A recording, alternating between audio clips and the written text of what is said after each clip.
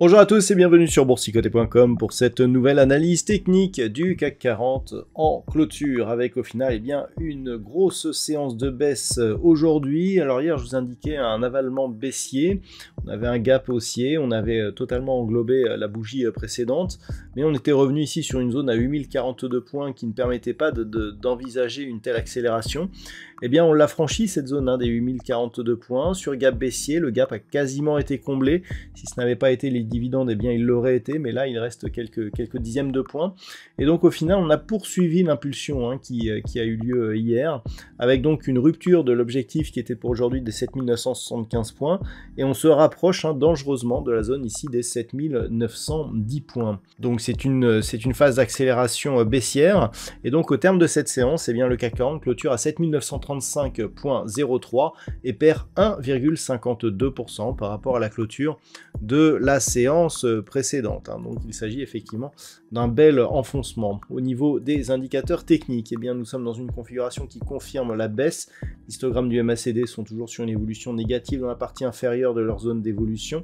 C'est baissier. Le RSI ici pour l'instant est neutre. On a une petite phase de surchauffe baissière d'un point de vue très court terme, et les volumes sont en hausse et donc sont légèrement supérieurs à la moyenne, ce qui peut être inquiétant puisque cela montre que sur cette accélération, eh bien, nous avons une conviction qui est en train de grossir, puisque nous avons plus de volume que ce que nous avions précédemment, et surtout plus de volume que lorsque nous avions eu ici ce petit rebond technique. Donc clairement, on est en train d'assister à un retour de la baisse. Alors globalement, même en corrigeant ici avec les dividendes, ce que l'on peut observer, c'est cette zone de point haut ici, 8250 points, cette zone de point bas, 7910, qui a été support, qui est un support majeur, qui a été testé à de nombreuses reprises.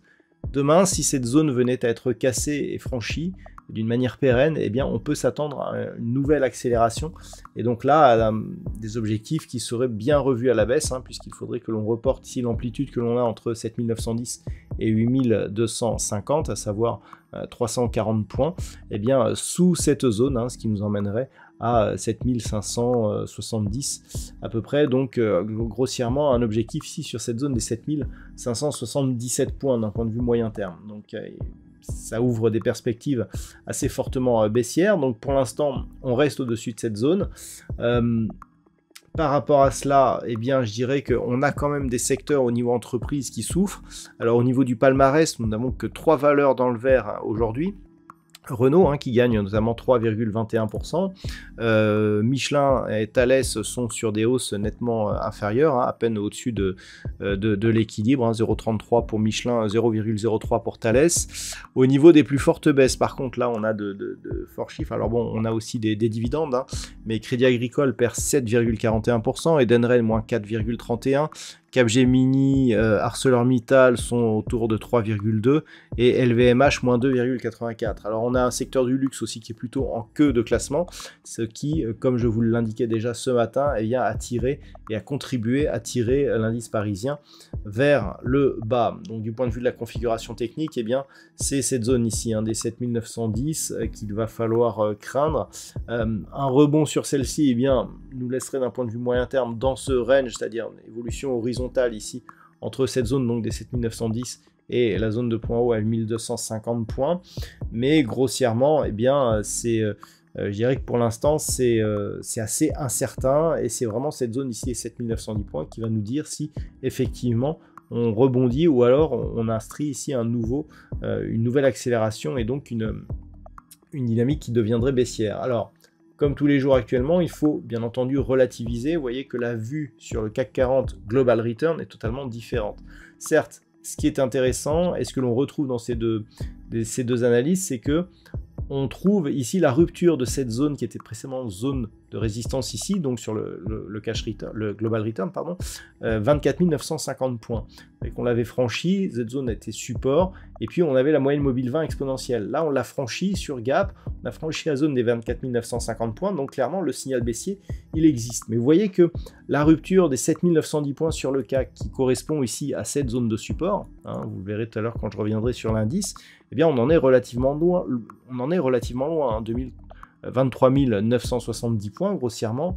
Bon, on a d'autres zones intermédiaires que je n'ai pas tracées, mais globalement, ça laisse de la route. Donc, ce n'est pas un vrai retournement de tendance. On a l'impression que l'on est sur ce retournement parce que sur le cash, eh bien, avec le jeu des versements de dividendes, on a beaucoup plus de baisse puisqu'on anticipe, enfin, on amplifie la baisse.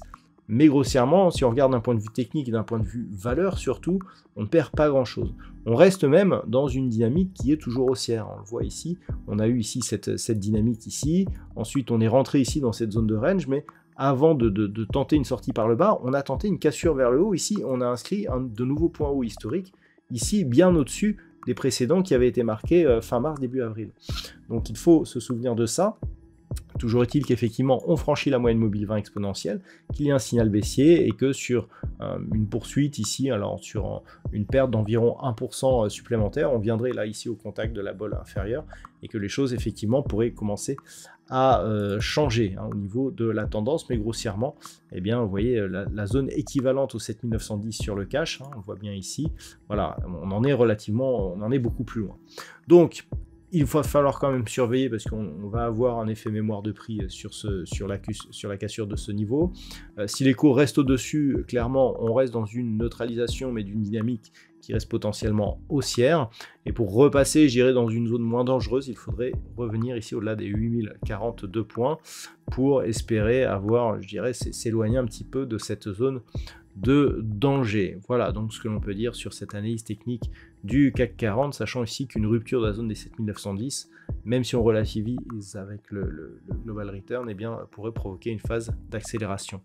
Voilà donc ce que l'on peut dire sur cette analyse technique du CAC 40 pour ce soir. D'un point de vue statistique, alors les statistiques d'hier nous donnaient une baisse. Alors on avait très peu de conviction puisqu'on avait très peu d'occurrences, mais on voit que la baisse finalement elle a eu lieu, mais elle a eu lieu d'une manière accélérée par rapport aux statistiques, enfin au timing que nous donnaient les statistiques. Alors grossièrement pour cette semaine, on reste sur une poursuite du mouvement baissier, mais qui devrait ralentir avant d'entrevoir un retournement de tendance court terme en fin de cette semaine, voire début de la semaine prochaine, pour un rebond qui pourrait culminer donc à la fin de la semaine prochaine sur un mouvement assez ample. En gros, on pourrait partir ici à la baisse et remonter ici au-delà des cours que nous avons ici des 8042 points. Voilà, donc une conviction qui est moyenne, puisqu'on a un nombre d'occurrences qui est tout juste dans la moyenne pour cette statistique, mais en tout cas supérieur au nombre que nous avions hier. Voilà donc ce que l'on peut dire pour ce soir. Je vous souhaite de passer donc une très bonne soirée. On se retrouve dès demain pour d'autres analyses techniques, toujours sur le site boursicoté.com.